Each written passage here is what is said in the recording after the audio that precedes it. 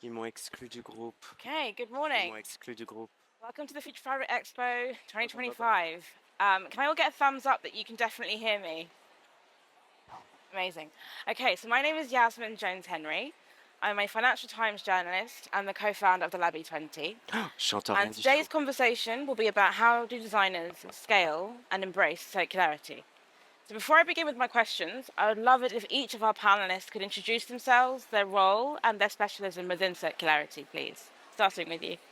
Hello, Yasmin. Hello, everyone. I'm Cecile Bouton. I'm the general manager of NONA Source. NONA Source is a company that was founded 4 years ago within the LVMH entrepreneurial program. And we are willing to give a second life to dead stock materials from luxury Maison.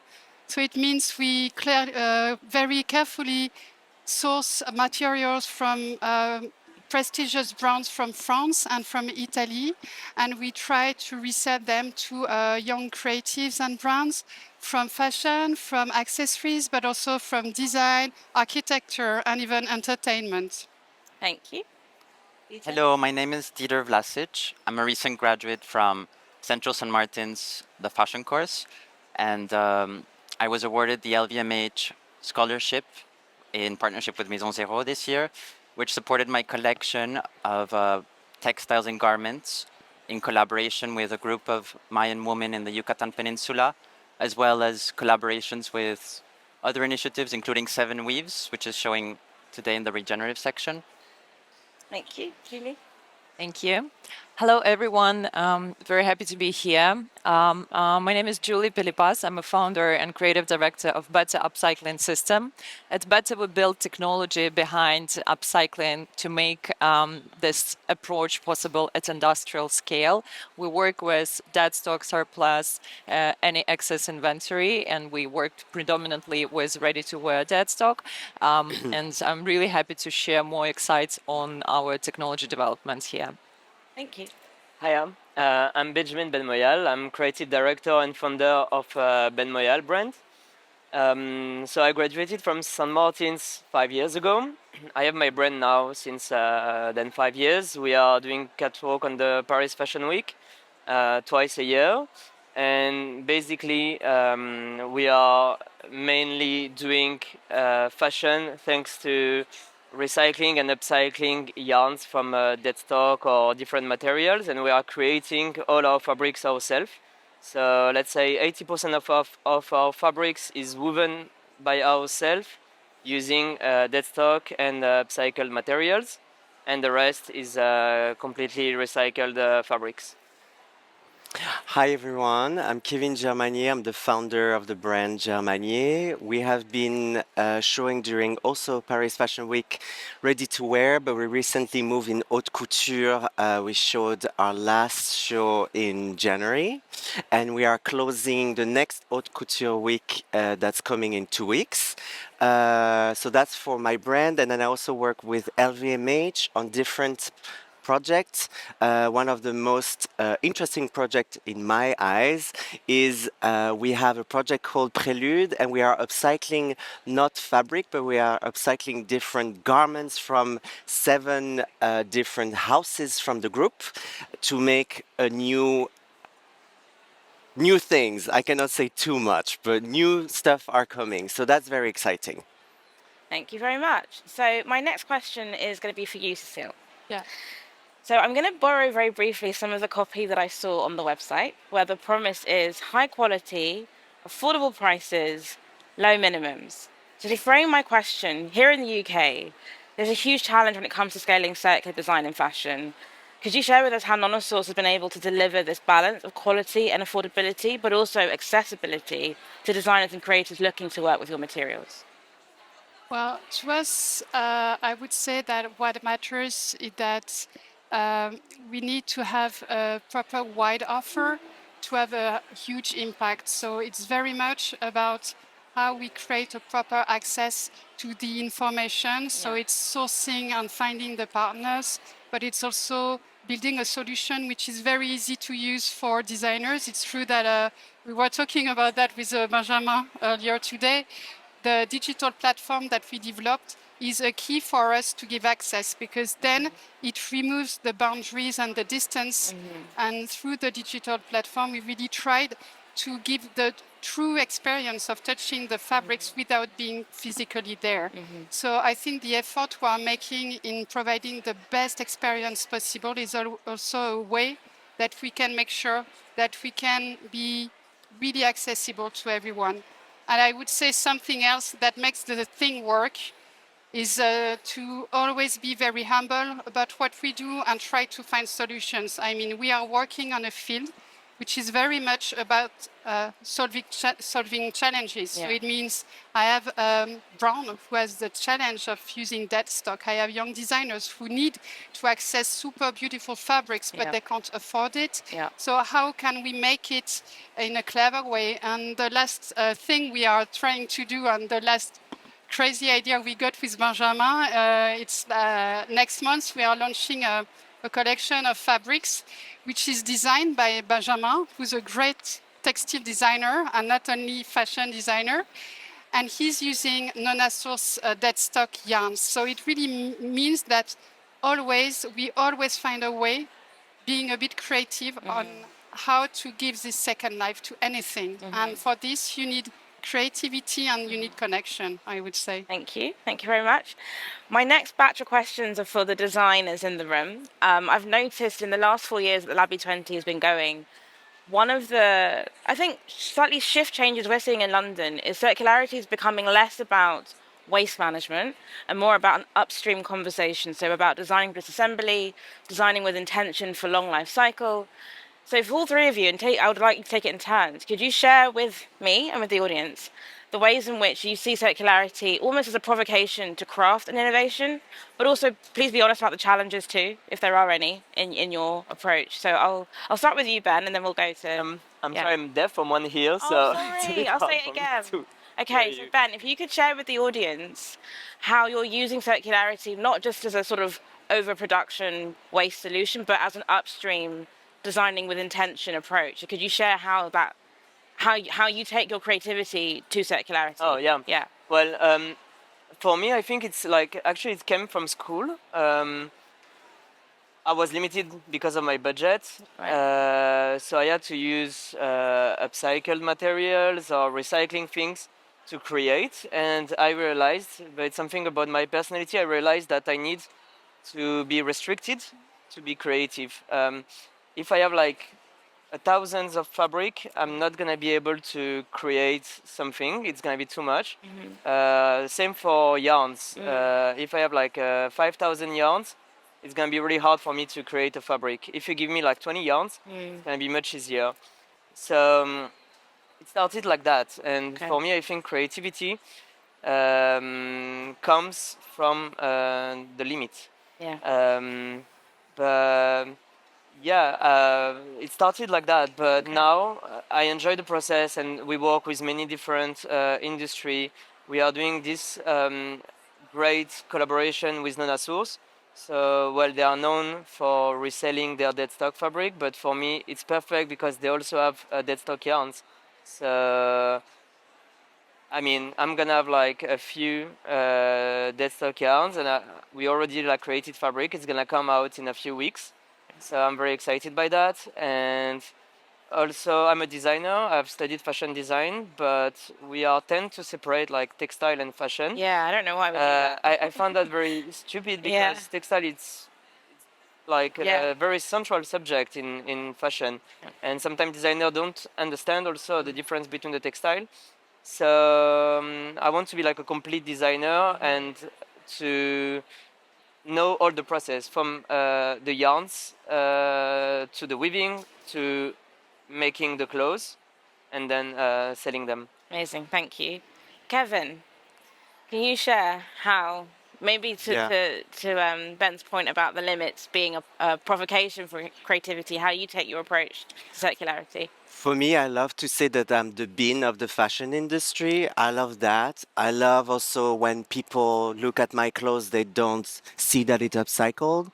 As Benjamin said, we were trained to find solution. I think that's the job of a designer. I sound so smart when I say that, but really, like, I think this idea that fashion is just glamour and everything, I'm not interested in that. Uh, we are using toys, puzzles, bicycles. Like the weirder, the better for me. I Okay. think if I already, and that's what I always, if I use NONA source, Yeah. I'm not interested in the silk. I Okay. want the polyester that people are like, oh, this gonna look You want the tacky. problems. You know what I mean? But then that's my Okay. freaking job to Yeah. find a solution to Yeah. it, and then you will look at the dress and you're like, oh my god, it's actually polyester that was supposed to be thrown away. That's kind of, I like that challenge. Okay. And I think because I'm Swiss, I can use that. I can just say, "Oh, I'm neutral," you know. But I like to create the scandal of, "Oh, that was trash," and then we made this. I think that's my drive. That's why I love to do that. I just want also to point out something that we're talking about sustainability, circularity, and all of that. For me, fabric is only one small part of the bigger picture. Yeah. Are your interns being paid? Yeah. Is the woman having the same salary as the man? Absolutely. But we're not here Yeah, to talk yeah, about yeah. that. But I just want to point out that this is just a tiny thing Yeah. in the bigger spectrum of it. Completely agree. And that actually feeds into my next question for Dieter, because to your point about supply chains and social value, in the investment world, there is E, S, and G. And I always found at the ST, when I'm interviewing people, we've got a lot to say on carbon, a lot to say about governance. Silence when it comes to the S, the human element. So, Dieter, your work actually is why I wanted to talk to you about this particular topic around circularity in your approach, because you've integrated nature-based solutions in context of working with indigenous peoples, thinking about, to Kevin's point, the human aspect of material innovation. Could you speak to your approach to circularity with that? Yeah, I mean, I think for me, circularity is embedded as well. And I think Ben's point about like restriction was really interesting. Yeah. Because for me, it's a bit different. I think I built restrictions in using only like natural materials and materials that could biodegrade. It could go with like nature cycles, and I was really interested in how these materials could then also have like a social impact. Like it didn't end just at the materiality and the biodegradability. It also went into craft and really exploring like the human made and how almost this like cultural circularity, which I explored in my collection when I was working with a group of Mayan cross stitchers in Yucatan, where I'm from. Um, I spent a week there, and while I was still like holding on to these rules of my design practice, collecting like local plants for dyes or like cochineal insects, or using natural fibers. I even experimented a bit with like growing my own linen from seed and processing that. But it also like what ended up happening through that collaboration of my time there was also a lot of learning that took place, where for example, like one big element that I thought was really interesting was how the cross-stitched garments, which are usually in the form of a huipil, are something that these women have like for their entire life. So they keep like one of these really special garments that takes so long to cross-stitch and make. There's so much like humanity in it, and I think that their approach to design and their approach to making and valuing garments is completely like opposing like the linear economy, and really there's like so much to learn from it. There was also so much that was shared from like stories and like spoken word, like myth, that I thought was really interesting, because it kind of like created this like link to nature, which I think is really interesting as well to explore. I think that when we relate to nature, and there's this element of relationality also in concepts, not in just materials, there can be a lot of knowledge and inspiration for people to then act in more responsible ways and be open to circularity. No. I really relate with that in the sense of bringing the storytelling into circularity. That makes it all the more human. I have one quick question though, for the audience's benefit. If they ever wanted to see your graduate collection, when, how would that be? Well, it was just presented at the press show at CSM. I do actually have like one of the garments on view in the Seven Weaves Okay. section, Okay. because we worked on making their initiative works with communities in Assam, India that also do natural dyes, and they work with airy silk, which is really interesting.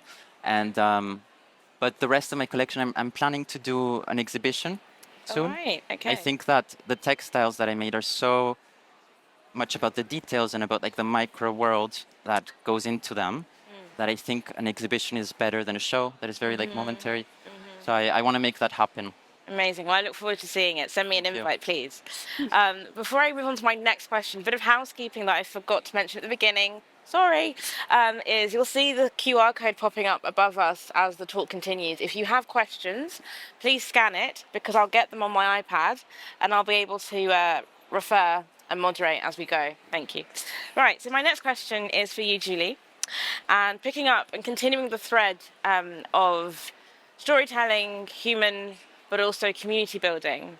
I really love the fact that, like you, like me, we work in publishing, you moved across from Vogue Ukraine into becoming an entrepreneur and setting up BETTTER and BETTER Community. Could you share with the audience and with us your journey, but also how you now provide value for your customers and your clients with your platform? Sure. So as you said, BETTER was conceived out of 20 years experience in media, and I was part of this, crowd who created this illusion that you need more clothes, and of course that felt horrible to feed into that machine.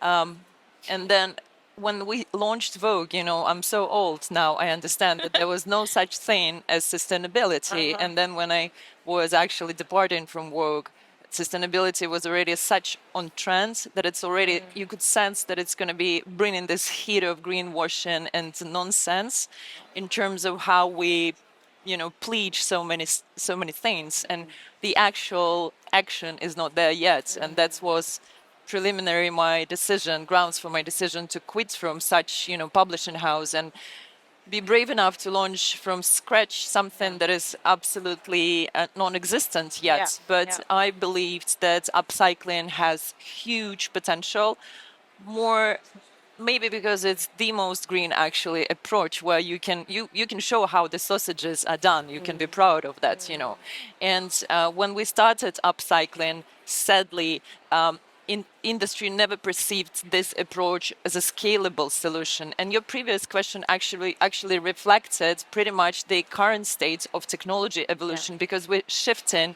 from responsive solutions to actually systemic solutions, which is amazing.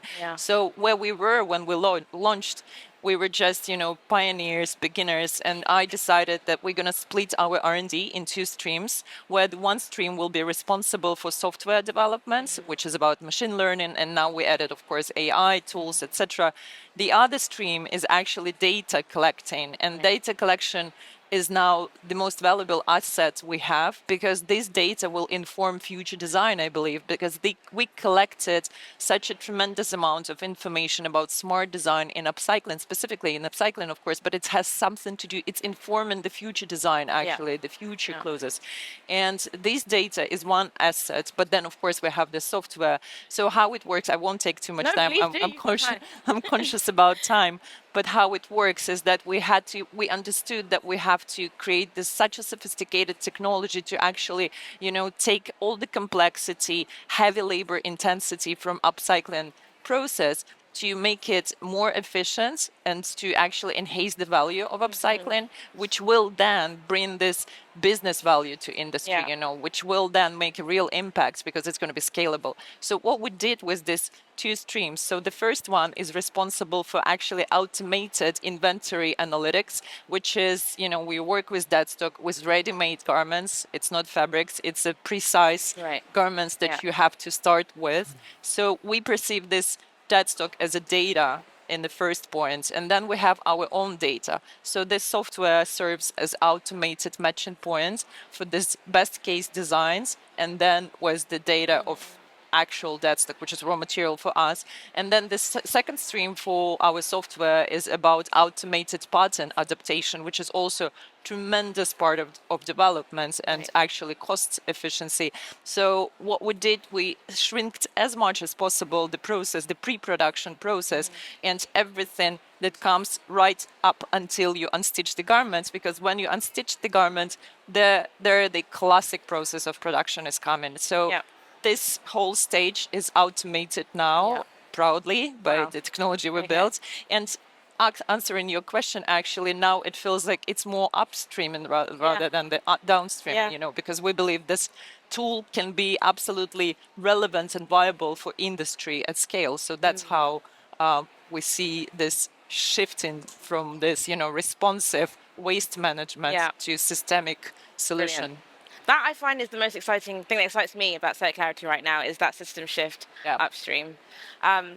To your point though, because you've given a few pointers around the business model, and I want to bring this back to the designers because Yep. a big part of the work that I do, both as a journalist and at the lab, is I'm trying to help also explore like how do we actually make circularity viable.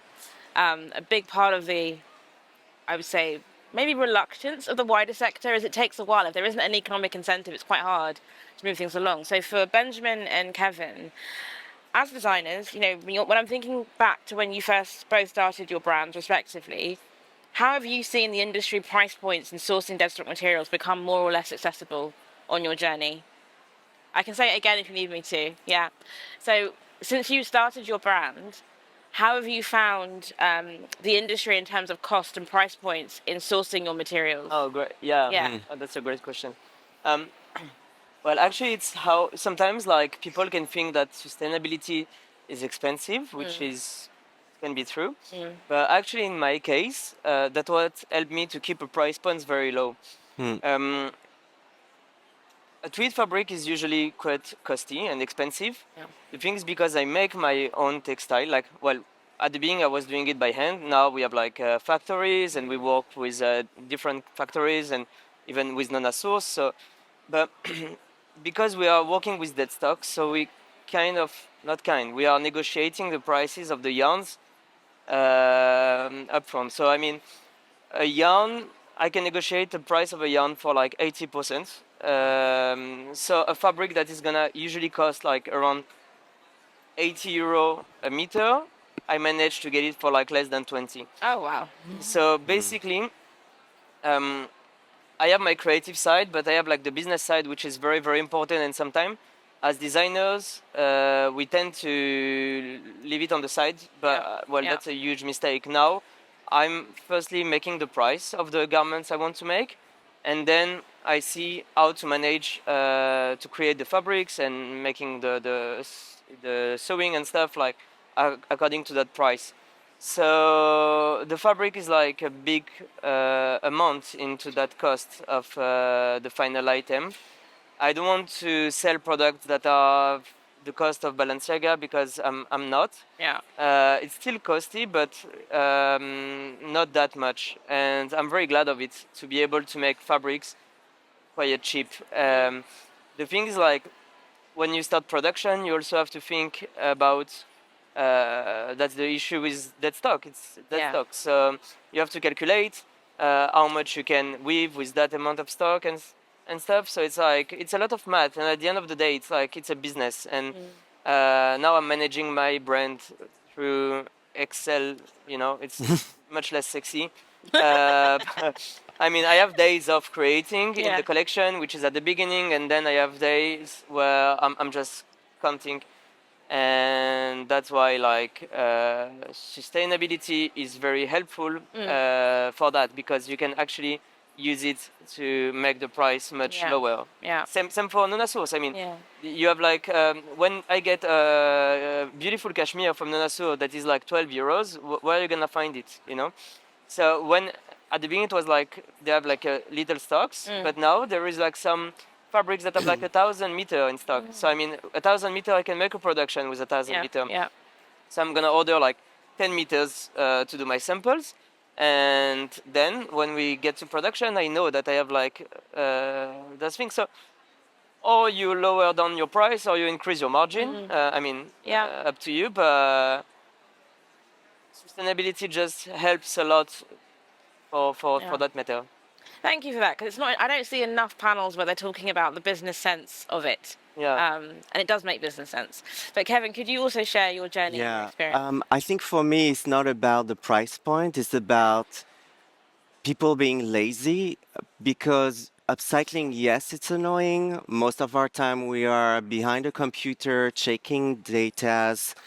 We love Excel now. We did not. No, I don't. I would just do a course at CSM Still about hate how it. to manage Excel's files. No, but in all seriousness, I think just people are lazy because it is annoying. It is more work. But then what do I do? Do I just go to a store and buy something all new? Or I think there's also a beauty in finding our fabrics, our resources, our materials. Like this is my favorite part of my job is literally hunting for trash. I love that. And I think Yeah. also we have to see in my case because I was so fed up with ready to wear and this thing about I have to do like 500 times the same design. My client is very niche and my client understand that if this dress is worth 50K is because it is this material. It is because I'm paying my grandma who's working for me. Yeah. I'm paying my mom who's working for me. And I think it's just adding value to the product. I am just so fed up about this thing that we need to use cheap cost fabric, whatever materials, and then we have to sell it to a margin. I'm not that intellectual, and I think I talk to a person that understands that my dress might be 20K because everything I just said. It is annoying. I'm not gonna lie. But what do we do? And again, we're a designer. We're here to find solution. We're not Yeah. here. I hate people that complain. I think this is not Yeah, sexy, yeah. as you said. And I think it is what it is. I'm not saying that my brand is for everyone, Yeah. but that I never said it has to Yeah. be, you know? Absolutely. And Yeah. I think by just being honest, and that's also being transparent. Yeah. I'm not going to wear my brand, and I'm the creative director of it when I go to Tesco, you know? Mm. And that's okay, because Mm. maybe that's not the point of my Yeah. brand. So I think people need to, I don't know, you know what I No, I mean? do. It's I think just you've like, opened out a whole other like Pandora's box of the conversation though, because what you're talking about actually is about communication, yeah, and I think you're taking ownership as a designer for your own comms, how you communicate the value of your product. Often, the way the current industry is configured, and I'm sure Julie, you can agree with me, that's often relegated to the journalist or the PR or everybody else to explain what it is. And I think you taking control and taking that back does justify the cost because now they can hear directly from you yeah. who you're paying and why. I think that suddenly challenges the whole thing around cost and efficiency. So that's an interesting conversation that I'll take offline because communication obviously is massive and still underserved in fashion. We've been getting a flurry of questions coming in, which is really great because of all that you all do. But the first question I wanted to share for Dieter, and I've lost it now. Oh, here it is. So it's from Jackie Corlett. Thank you, from Motif Handmade. Her question for you, Dieter, is how do you think designers without a personal connection to artisanal production can begin working with the handmade, and what should they be aware of? I mean, I think there's all this like movement for the DIY, no? And Yeah. I think of making things yourself, and I think that can be like a really inspiring solution. What was the last part of the question, though? So what do they need to be aware of? Are there any pitfalls? What were the challenges? So what's the reality of actually doing that at I scale? think that people are, in my experience, people are really open to creating work. Like I just shared like some photos yesterday to some of the artisans I was working with, and they were really glad to see kind of like those things come to life. But I was really nervous because I think a big part of my work is also this like queer identity, and I think I felt that it would be perhaps too much or like not understood. But I think that at the end of the day, people are so open for their craft to be seen and to be understood, and yeah, I think that people can access that knowledge of like making and this movement of the handmade through the DIY or through also consuming things that are handmade, because I think it's really important to start. I think the more that things get digitized and the more that things get like produced in such large quantities, the human aspect is going to become so valuable to us and is going to become like the new luxury. I really believe that. So I think that we'll see it in many different ways and people can approach it however they want. Thank you. And Cecile, we have a question for you.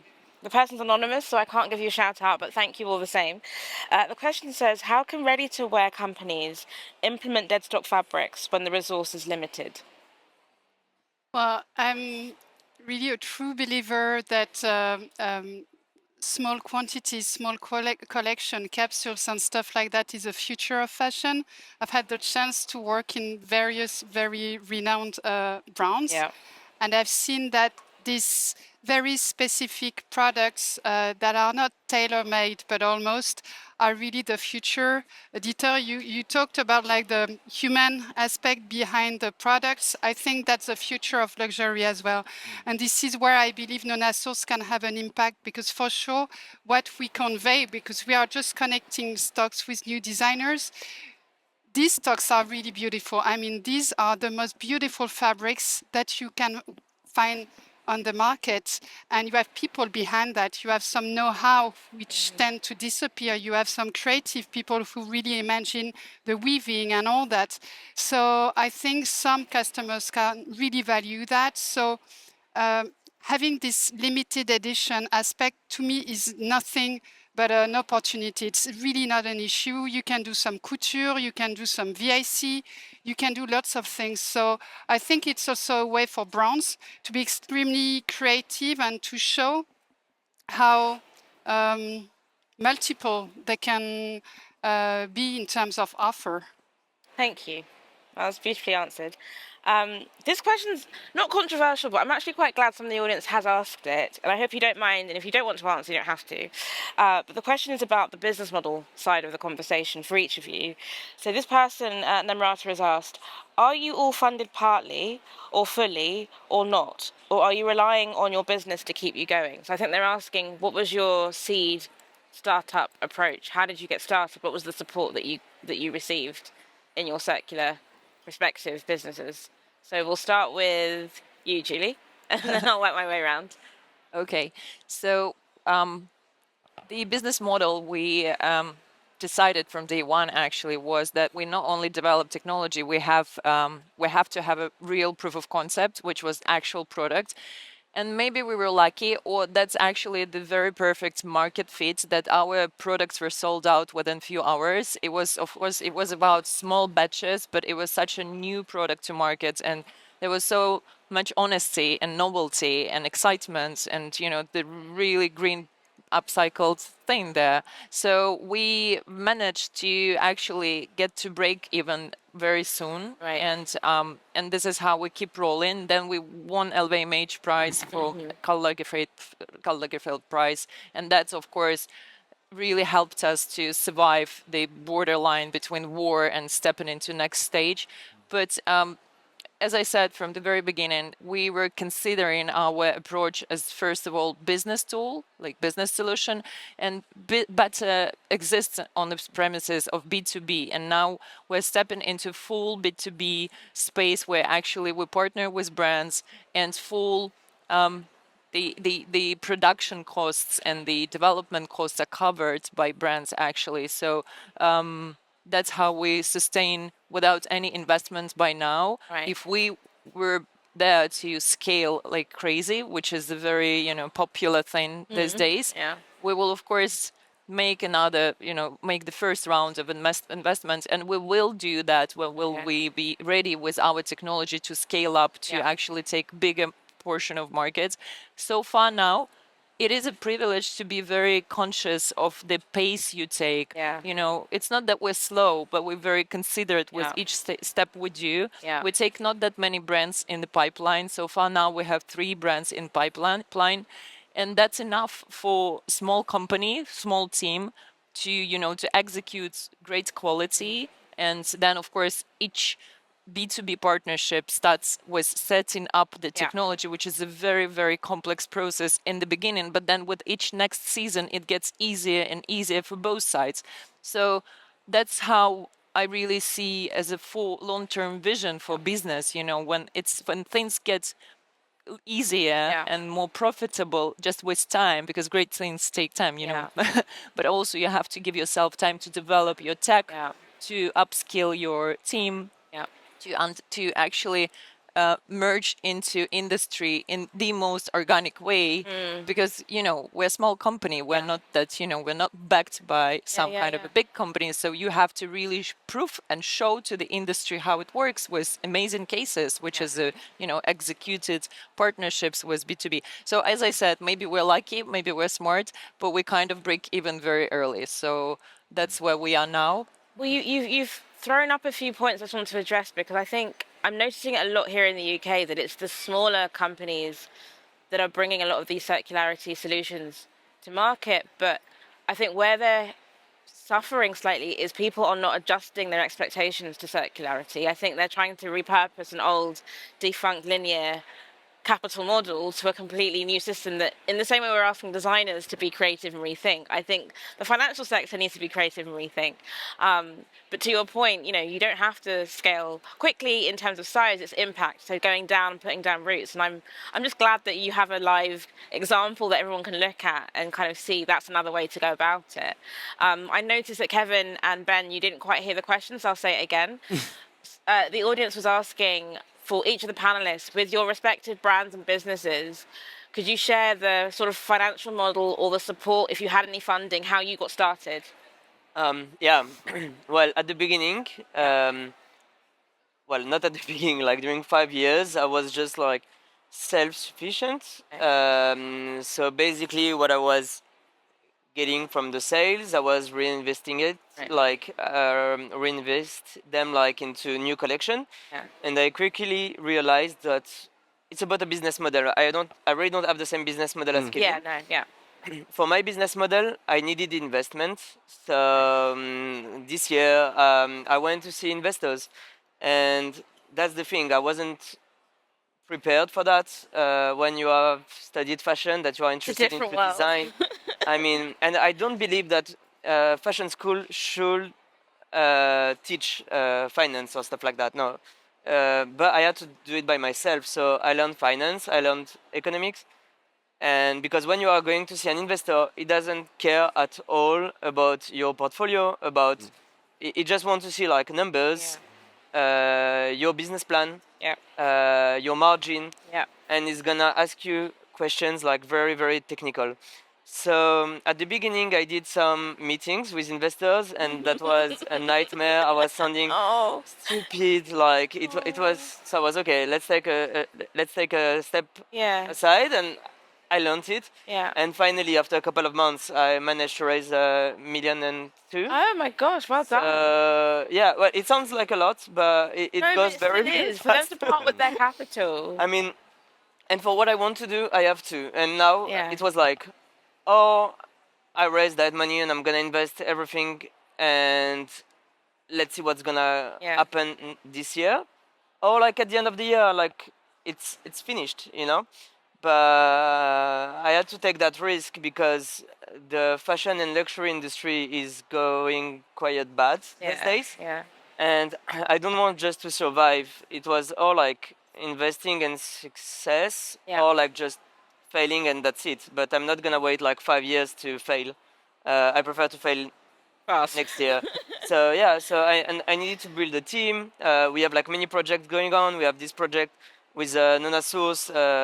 We have my own brand. And at some point you just need to get stuff. And I mean, we have around 200 SKU per season. So you can't do it by yourself without any investment. And another problem, it's the cash flow. In fashion, you invest before getting the money. You invest by making samples and collection, but also if tomorrow we have like 500,000 in orders, I'm gonna produce it if I don't have. Our margin is like 2. If I don't have like 250, I mean, you need investment. So but learn finance. It's important to investors. I think this is a really important point just to land for a second, because what you just explained, you've had to literally learn a new language. To learn finance, you had to learn the language. And that's boring. Like, it can be boring at the beginning, but it's at some point, it's actually interesting. It's actually interesting, but it takes time. It took me like 6 months. Wow. So But you've done it, and I think that's a really important like example to the audience. it's exhausting. Yeah, no, but you're doing it, and you're doing well. So Kevin, could you share with Yeah, us your journey? I think he was very careful because he knows what I'm gonna say. And the way I talk We about are very good Benjamin, friends, but like, very yeah, I different. would have to say, don't think I'm a mean person. We know each other very well. But that's a very perfect example of Yeah. two brands, and what works for Benjamin doesn't work for me. Yeah. I don't consider myself as a very proud person. Like if you want to have the bigger one, just you have it. Yeah. But there's one thing I always say, that if I have my business, I will never accept any investors. Okay. And that was a rule that I set with my mother, because when I Right. started Germany, I wanted to do it with my mother, because Yeah. it's such a big step in my career, and I wanted her by my side. So it was 50-50. She owns 50% of the company, and I owned the 50 other. It went quite well the first years of Germanier, so my dad got jealous, so he asked to join.